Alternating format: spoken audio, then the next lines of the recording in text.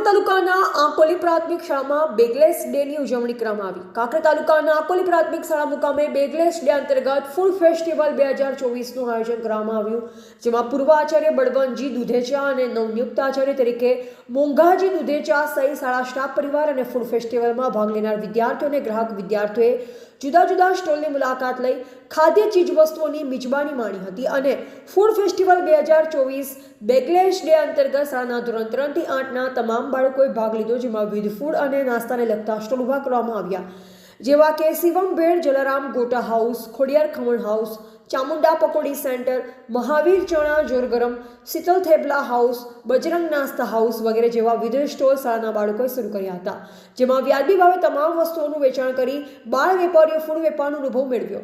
સમગ્ર કાર્યક્રમ દરમિયાન તમામ બાળકોએ હોંશભેર ભાગ લીધો। કાર્યક્રમનું આયોજન શાળાના તમામ શિક્ષક મિત્ર દ્વારા કરવામાં આવ્યું। આ કાર્યક્રમ અંતર્ગત બાળકોમાં આર્થિક મૂલ્યનો વિકાસ થાય તેમજ સ્વસ્થ અને હેલ્ધી ફૂડ ખાવાથી આપણું આરોગ્ય જળવાઈ રહે તેવા હેતુથી આયોજન કરવામાં આવ્યું।